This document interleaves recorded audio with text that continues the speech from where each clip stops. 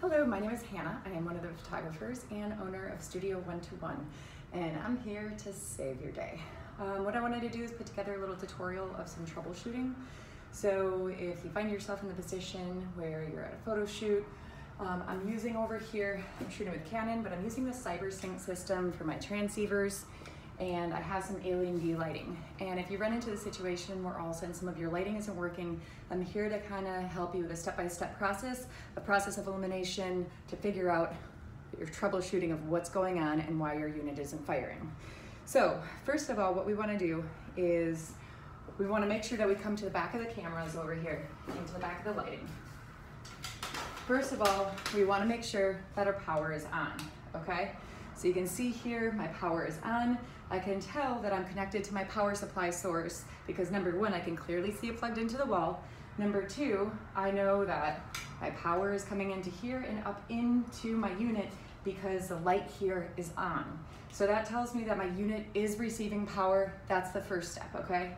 So I can tell that this unit is receiving power. And then also, if I press my test button right over here, well, mine is obviously working, but when I press the test button, you can see that the light on the back of the camera is on the back of the transceiver is blinking. This tells you that your battery is currently working inside of your transceiver as well. Now, if it isn't firing, if for some reason you're going to take a picture and you can tell that it isn't flashing, what I want you to do then is you're gonna come back over to your unit over here. Now, a couple things that can go wrong of why you're not communicating correctly. Number one, it could be a cord issue still, okay? So the first thing that you wanna test to make sure the flash unit is working is you press the test button here. Great. I can tell that my unit itself is working, so we know it's not a problem with the actual alien bee. So the next thing that we're gonna do is we're gonna take a look at the cords. Now, sometime your CyberSync isn't communicating because this cord here could either be not correctly plugged in at the base of it or at the top of it right in here, okay? So that's one thing that you wanna check out first because sometimes all it is a loose cord. Now, if you're still finding though that when you press the test button on the back of your camera, that it's still not communicating. If it is not firing, what you wanna check next is to make sure that your transceiver, your frequencies are both listed on the same frequency level. Now, a lot of times what can happen, not a lot of times, very far and few, but every now and then it happened a couple times to me that for some reason, radio frequencies change in the air. All of a sudden something happens and you're like, but the frequency worked just fine yesterday, and for some reason today it is not the same. So what you wanna do then is you're gonna go to the back of these. You're gonna choose a new frequency. So what you can do is you can change your number, so I was maybe at 1, let's say I wanna try 5 or 9 or anything like that. And then you're gonna go to the back of your unit and you're gonna change the frequency to that as well. Now, if you press the test button and it still isn't firing, what you're gonna wanna do, go through and troubleshoot it, okay? Now, don't worry about getting both of your units to flash at the same time. What I want you to focus on first is making sure that just one of your units is triggering with the same thing. So you're gonna go through the frequencies one at a time. I know sometimes since it's a double number over here, it's hard to kind of know exactly, is it on the 5, is it on the 13? If you go through one by one, I want you to change the frequency one number at a time and continue to press your test button, okay? So if you go through all of your frequencies and it's still not working, you might have a bigger problem.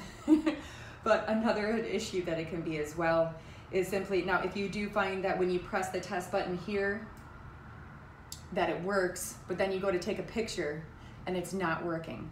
A lot of times if you go to take the picture and it's not working, but the test, you finally get the test to work right, but for some reason when you take a picture it's not working, chances are it's a problem with the connection from the transmitter to your hot shoe. If that's the case, what you want to do is I would take it off, okay? Check it, check your plate, make sure that your plate doesn't have any major scratches. You want to make sure that the little teeny trigger point on the bottom of here right there is actually pressed all the way down, and that it's tight onto the hot shoe unit to make sure that this part is communicating with your camera.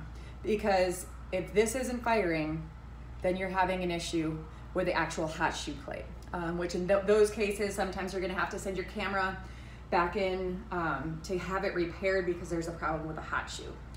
So those are some of the most frequent problems that I've come across, is either this usually not being tight, this battery being dead, if this doesn't start lighting up, or even sometimes it'll light up just a little bit but not enough to communicate.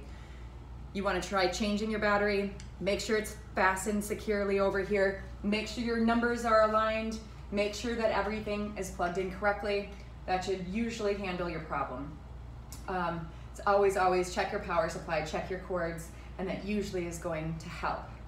Now, if you're in the situation for some reason, one of your receivers seems to be down. So maybe this one I can get to work and maybe this one I can't get to work.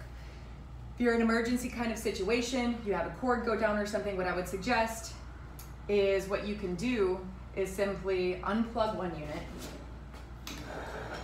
So if I turn this light on over here too, if I unplug the slave, okay, let's go directly into the unit. And if I go directly into the unit, so right now I'm gonna disconnect my receiver altogether, and I'm just gonna go straight in with my power supply, okay? So my power supply is currently on. I know that it's testing, okay? What happens then is if you have one flash unit, should be able to communicate with your other flash unit, so that when I press this one, you can tell that they're both popping.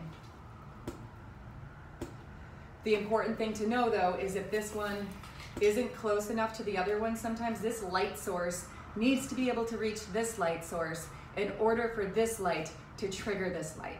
But you can use that in emergency situations. I have my high key light set up in this way where I just allow these to automatically let my high key lights know to trigger just going off the slave mode. So I hope that helped you out of your jam today, whatever problem you might be having. Feel free to leave any comments below, and if there's any other way that I can help. Otherwise, I wish you the best of luck.